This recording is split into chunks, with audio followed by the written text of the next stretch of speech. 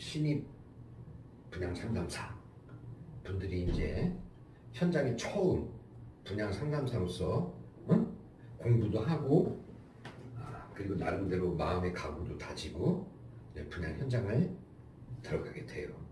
그랬을 때 이제 가장 중요한 것들을 10가지로 요약을 해놨습니다. 그런데 이 10가지 중에서 가장 중요한 부분이 뭐냐면, 왜 우리 일반 기업체에서도 신입사원들을 뽑을 때 어떻게 하죠? 거기에 보면 항상 그런 말들이 있어요. 용모단정. 네. 이 용모단정이라는 말은 내가 특별히 이쁘거나 미남이거나 이런 의미가 아닌 거 아시죠? 용모가 단정한 모습은 고객한테 신뢰감을 줄 수 있어요.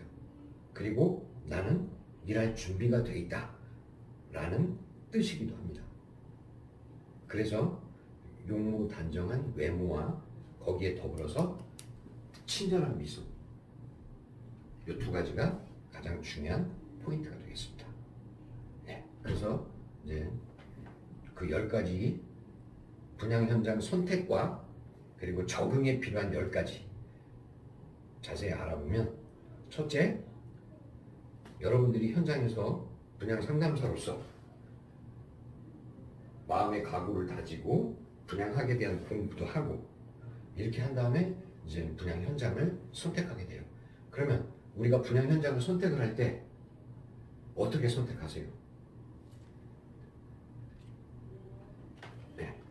지인의 소개를 받거나 아니면 포털 사이트에서 분양 상담사 구인 구직이라는 키워드만 치면 수백 개의 사이트와 SNS 자료들이 떠요.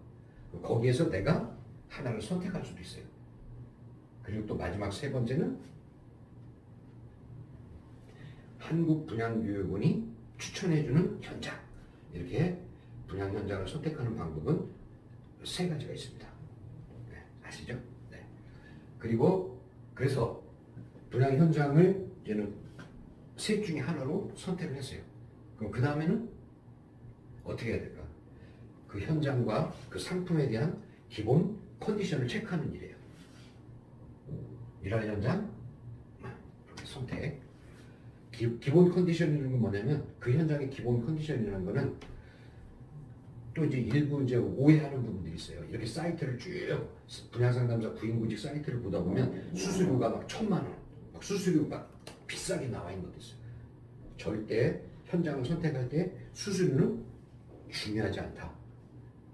중요한 건 그 사업의 개요, 그리고 근무 조건, 그리고 내가 출퇴근할 때의 그 근무지와 집과의 출퇴근 이동거리, 오히려 이런 것들이 더 중요합니다.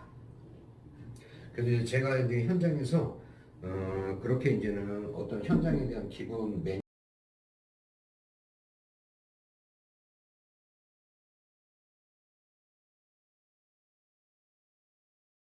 그래서 보통은 제가 이제 현장에서 일을 할 때 현장에 대한 분석을 저는 어떻게 했냐면, 천지인, 그러니까 하늘의 뜻, 땅의 기운, 그리고 사람의 힘, 이 3가지로 저는 분석을 했어요, 현장에서. 그러니까 천이라는 건 뭐냐면 하늘의 뜻, 즉 내가 통제할 수 없는 요소들. 예를 들어서 경제 성장률이 올라간다 내려간다, 금리가 떨어진다 올라간다, 그리고 환율이 올라간다 내려간다, 그리고 현재 로또 분양이다 아니다 라는 이와 같은 거시경제학적인 내가 통제할 수 없는 요소들에 대한 분석을 리스트를 만들어 쭉 해보는 거예요. 그리고 두 번째로는 땅의 기운. 땅의 기운이라는 건 뭐냐면 내가 통제할 수 있는 요소. 그게 뭘까요? 바로 나의 시간과 나의 투자 비용.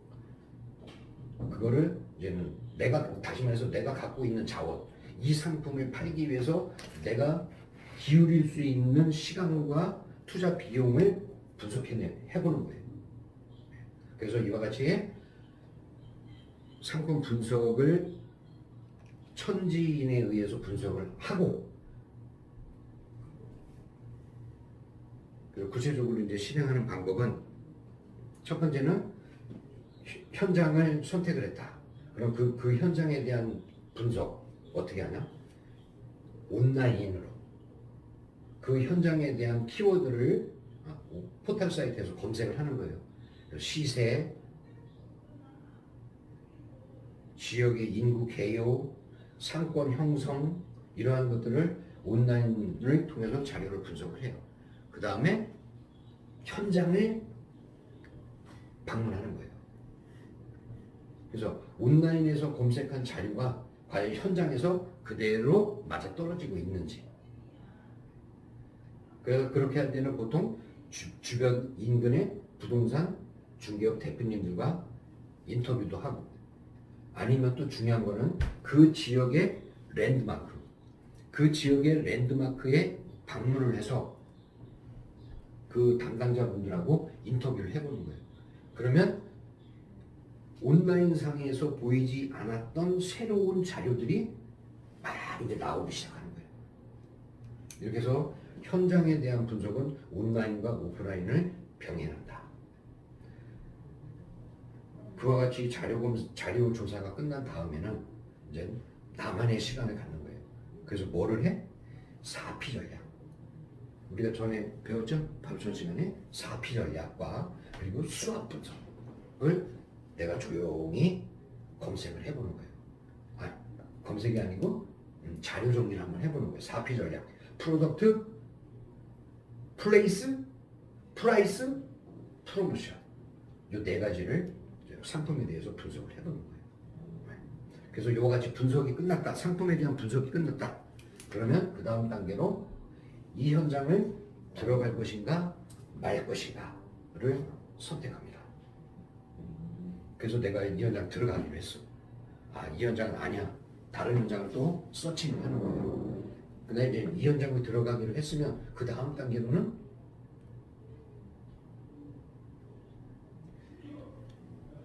상품에 대한 분석도 중요하지만 사업지에 대한 분석도 되게 중요해요.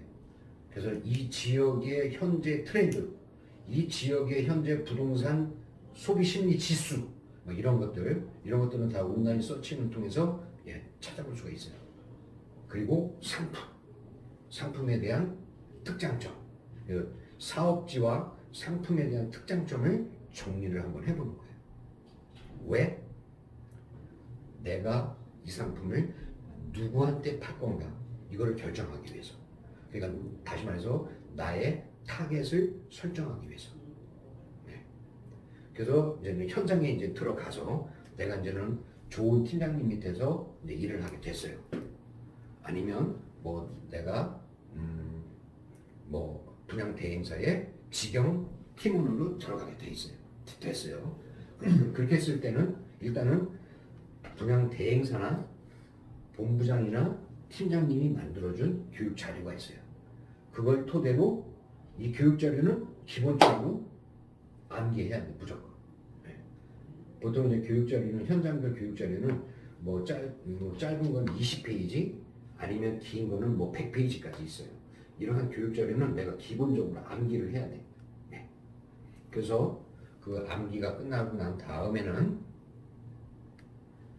상품에 대한 특장점과 그리고 상품에 대한 특장점 10가지, 그리고 이 상품의 특장점과 상품의 분석을 통한 셀링 포인트, 내가 이 상품을 누구한테 팔을 것이며 이 팔을 때의 셀링 포인트 10가지 정도, 이렇게 특장점 10가지, 그 다음에 셀링 포인트 10가지를 추출해낸 다음에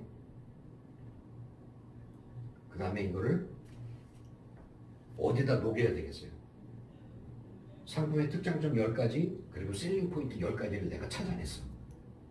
그래서 이거를 내가 온라인 마케팅과 오프라인 마케팅이 있는데 여기에다가는 어떻게 이 상품의 특장점 10가지와 셀링 포인트 10가지를 포스팅할 것인가, 아니면 고객이 나를 찾아왔을 때, 고객을 내가 찾아봤을 때 이 상품 특장점 10가지와 셀링 포인트 10가지를 어떻게 풀어갈 것이냐, 어떻게 부동산 스토리텔링을 할 것이냐, 이거를 이제 구두상으로 생각을 한 다음에 그 다음에 메모를 해보는 거예요.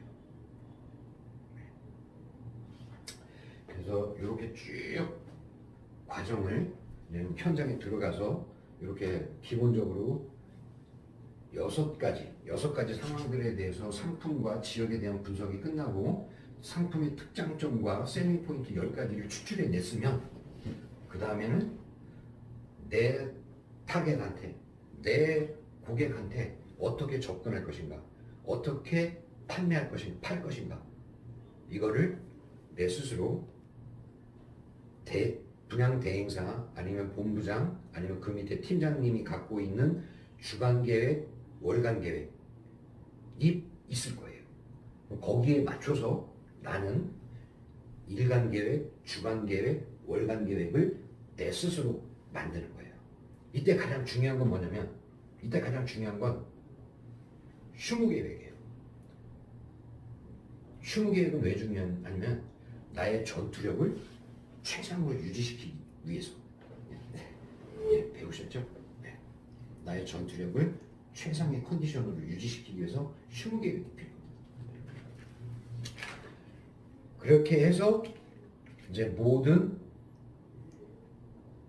상품에 대한 숙지, 사업지에 대한 숙지, 그리고 거기에 따라서 이 상품의 특장점, 그리고 셀링 포인트 다 작업이 됐습니다.